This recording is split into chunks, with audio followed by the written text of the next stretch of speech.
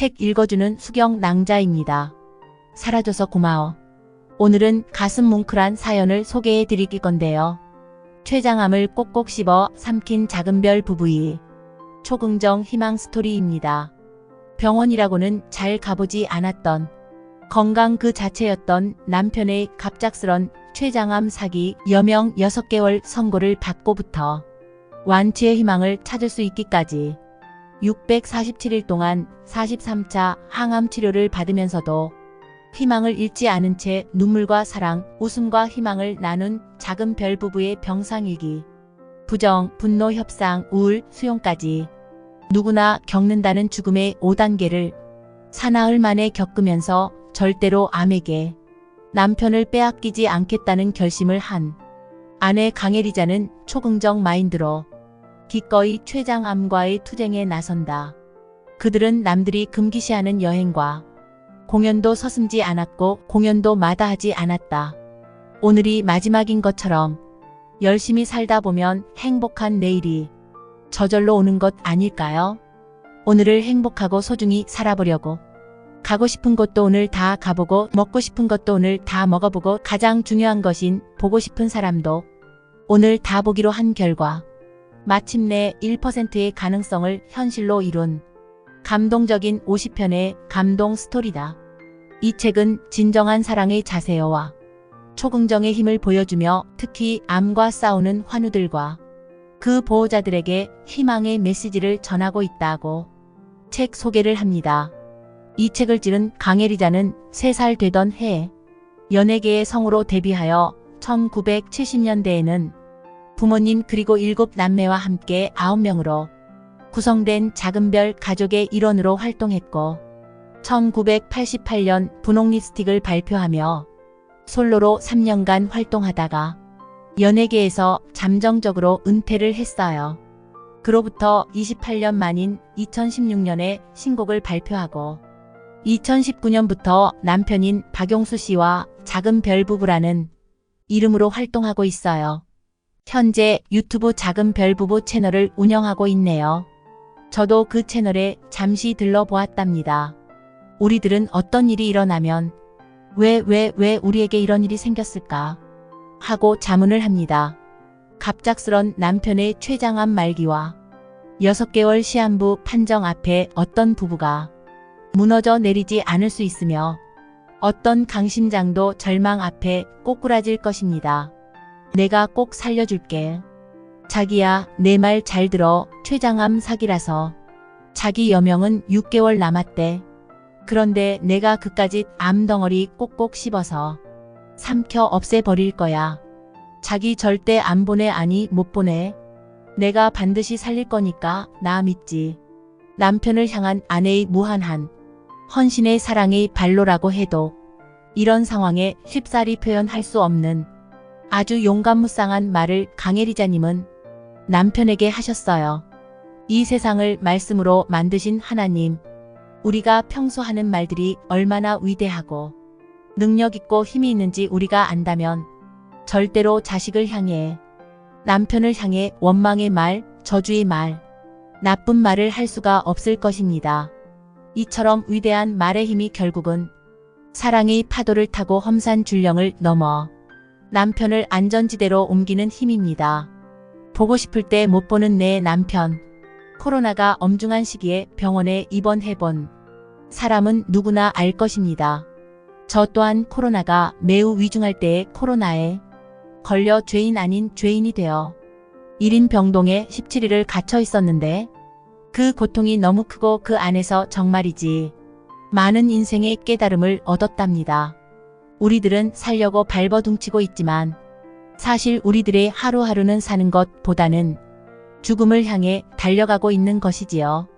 어린 시절에는 철이 없어서겠지만 빨리 20살이 되고 아가씨가 되어서 배 딱 구두신고 미니스커트 입었으면 좋겠다고 하루하루 가지 않고 더디 움직이는 10대 시절이 못마땅하고 그야말로 지겨워 죽는 줄 알았어요. 그런데요, 이제는 50이 넘고 50 중반이 되니 엊그제 정초였는데 벌써 6월이라고 하니 아니 이런 날강도 같은 세월이 어디 있나 싶은 거 있죠. 청춘들이여, 젊은이들이여, 성서에 나온 말씀처럼 세월을 아껴라라는 말을 더 일찍 깨닫기를 축복합니다. 내 수명 반 떼어줄게. 너희 둘이 행복하게 살다 보면 암이란 놈이 스스로 포기할 수도 있을 거야. 그러니까 반드시 암이랑 싸워 이겨내야 해. 다시 살아나서 평생 다 갚으며 살아가면 돼. 누가 그랬던가요? 위기에 처하면 누가 진정한 친구인지 알 수 있다고. 우리 부부에게 이런 큰일이 닥치고 보니 정말로 그렇더군요. 위기에 닥쳐보면 끝까지 가야 할 사람과 이제 그만 정리해야 할 사람이 선명히 나누어지게 되지요. 나이 들수록 끝까지 남는 것은 가족들이라는 사실이 새삼스럽지가 않답니다. 병실에서 나가기 싫어하는, 언제 또 얼굴을 볼 수 있을지 모를 아내를 어쩔 수 없이 보내고 병상에 누웠는데 아내에게서 전화가 왔습니다. 자기야, 간호통합병동이라서 내가 병실로는 못 올라가지만 자기는 걸을 수 있으니까 얼마든지 병원 안을 돌아다녀도 된다네. 우리 자주 만나자. 한껏 상기된 목소리, 마치 어릴 적 보았던 첩보 영화처럼 아내와 제가 병원 안 둘만의 접선 장소를 정해놓고는 잠시나마 깔깔거리고 웃었습니다. 헤어진 지 5분도 안 되었는데 제가 아내를 보고 싶어 하는 만큼 아내도 제가 보고 싶었나 봅니다. 남편과 아내가 이렇게 둘을 지고지순하게 사랑하기가 참 힘이 든 세상입니다. 또 설령 사랑하는 마음을 갖고는 있지만 표현하고 살기에는 우리들의 시간들이 너무 바쁘게 흘러갑니다. 무심코 옆에 있어주는 것이 당연하고 저녁이 되면 당연히 퇴근하고 집으로 돌아오고 아침이면 서둘러 출근을 하는 평범한 우리들의 그 일상들이 또 누구에게는 눈이 시리도록 부러운 잔잔한 그리움일 것입니다. 지금 가진 것에 만족하고 지금 옆에 있는 분들에게 감사하고 먹을 수 있는 밥이 있고 입을 수 있는 옷이 있고 걸을 수 있는 두 다리가 있고 만질 수 있는 손이 있고 볼 수 있는 두 눈이 있고 냄새 맡을 수 있는 코가 있고 말할 수 있는 입이 있음에 또 감사를 합니다. 잃어버리기 전에는 모르는 우리들의 소중한 삶, 생명의 가치는 우주은하계보다 더 귀중합니다. 오만 생각 끝에 옆지기와 마주 앉아서 딱 두 가지를 약속받았습니다. 첫째, 주는 대로 먹자. 단 한 입이라도, 한 숟가락이라도 일단 입에 넣고 삼켜라도 보자. 둘째, 절대 포기하지 말자. 옆지기가 포기하는 순간 저 또한 무너져 버릴 테니까요. 전혀 간병을 해본 적 없었기에 그냥 제 나름대로 해보기로 했습니다. 먼저 스마트폰에 칼로리 앱을 깔았습니다. 그런 다음 매일 몇 끼마다 먹는 음식의 종류와 양을 다져서 하나하나 계산해서 먹이기로 했습니다. 지극정성으로 남편을 위해 칼로리를 재고 수시로 울컥 토해대는 남편을 애처리 여기고 한 숟가락이라도 더 먹여보고자 애쓰는 아내의 사랑은 너무너무 아름답네요. 일단 씹어 삼키기가 힘들다 하니까 마시는 걸로 시작을 했지요. 시중에서 많이 파는 단백질 음료를 하루에 3개쯤 마시고 밥 한 공기를 계란 프라이 3개랑 나누어 먹이고 두유도 2병, 그 외에 과자 등을 포함해서 2500칼로리를 맞추어서 먹이기 시작했습니다. 제 아내는 유명인입니다. 우리나라 사람들의 대다수가 아내의 이름을 알고 모습을 알아보고 노래를 기억하고 있습니다. 결혼 후에 제가 아내 곁에 서서 덩달아 기타도 치고 노래를 부르며 참으로 행복했습니다. 늘 하던 대로 SNS 방송 녹화를 했습니다. 예전 같으면 노래를 연달아 몇 곡을 불러도 하나도 힘들지 않았던 제가 노래 단 한 곡을 불렀을 뿐인데 숨이 차고 온 몸이 진 땀이 나네요. 몸은 힘들었지만 아내 곁에서 기타 치며 노래 부르는 것이 살아있는 것 같아서 참 좋습니다. Always on my mind. 그렇게 대하지 않은 것 같아요.